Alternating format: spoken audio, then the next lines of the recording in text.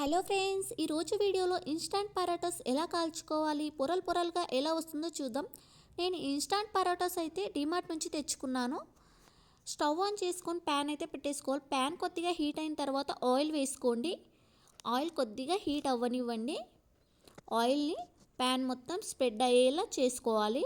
ఒక్కొక్క పరోటాను ఇలా వేసుకుంటూ ఆయిల్ మొత్తం అంటేటట్లు చేసుకోండి. నేను ఇక్కడ 2 పరోటాస్ని వేసి కాల్చుకుంటున్నాను. ఈ పరోటాస్ అయితే చాలా వరకు మైదా పిండితో చేస్తారు. మైదా పిండిలో కార్బోహైడ్రేట్స్ ఎక్కువగా ఉంటాయి. హెల్త్ బాగాలేని వాళ్ళు మాత్రం, పరోటాస్ తినాలనుకునే వాళ్ళు మాత్రం మైదా అస్సలు తినకండి. గోధుమ పిండితో చేసిన పరోటాస్ కూడా ఉంటాయి, అవి చాలా బాగుంటాయి. అవి టేస్ట్ చేయండి. ఇలా ఒక్కొక్కటి పరోటాస్ అయితే కాల్చుకోవాలి. మధ్యలో ఒకటేసారి చాలాసేపు అయితే ఉంచకండి. మీరు స్టవ్ అయితే సిమ్లో అస్సలు పెట్టకండి, మీడియం లేదా హైలో పెట్టి కాల్చుకోవాలి. ఒక ప్యాకెట్లో ఇవైతే 4 అయితే వస్తాయి పరోటాస్. ఇలా స్పూన్తో కానీ సలాక్తో కానీ ఆయిల్ వేసుకుంటూ ఇలా మలుపుకుంటూ కాల్చుకోవాలి. ఇలా ఒత్తుకుంటూ కాల్చుకోవాలి. మీరు మధ్యలో కాలిందని సైడ్స్కి కాలకపోయినా తీసేయకండి. అలా తీసేస్తే మొత్తం పిండి పిండిగా ఉంటుంది, తిన్నా అసలు టేస్టే ఉండదు.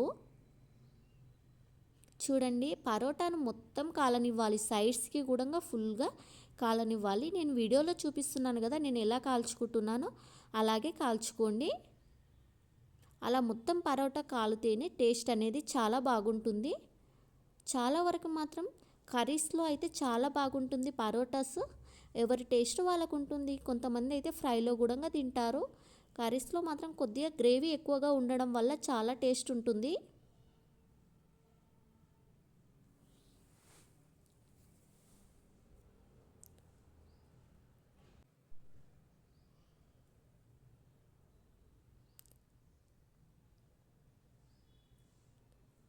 ఇలా ఒక్కొక్కటి సలక్తో తిప్పుకుంటూ ఒత్తుకుంటూ కాల్చుకోవాలి.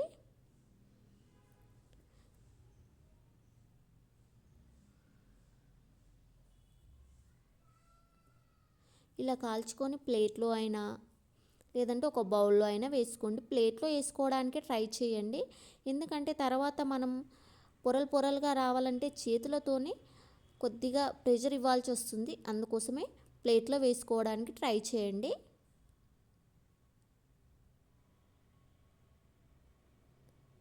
మీకు ఇక్కడ ఆయిల్ ఇష్టమైతే ఆయిల్ వేసుకోవచ్చు, లేదంటే నెయ్యి వేసుకొని కాల్చుకోవచ్చు.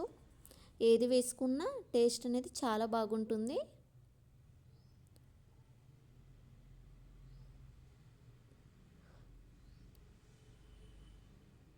నేను మొన్న డీమార్ట్కి వెళ్ళిన కాబట్టి ఈ ఇన్స్టాంట్ పరోటాస్ అనేటివి తెచ్చుకొని ఇలా చేసుకుంటున్నాను. ఈసారి అయితే ఇంట్లోనే డైరెక్ట్గా ఇన్స్టాంట్ పరోటాస్ కాకుండా మైదా పిండితోనైనా గోధుమ పిండితోనైనా ఇంట్లోనే ఈ రెసిపీ అనేది నేను వీడియో పెడతాను. ఈసారి ట్రై చేద్దాం. చూసారు కదా, ఇలా అయితే తీసుకొని ప్లేట్లోకి వేసుకోండి. కొద్దిగా వేడివేడిగా ఉన్నప్పుడే ఇలా చేతులకు కొద్దిగా ప్రెషర్ ఇస్తూ మనము పరోటాస్ని ఇలా అనుకోవాలి. చూస్తున్నారు కదా ఎంత పొరలు పొరలుగా వచ్చిందో, చాలా టేస్ట్ ఉంటుంది. ఇలా పొరలు పొరలుగా వచ్చింది చూడండి.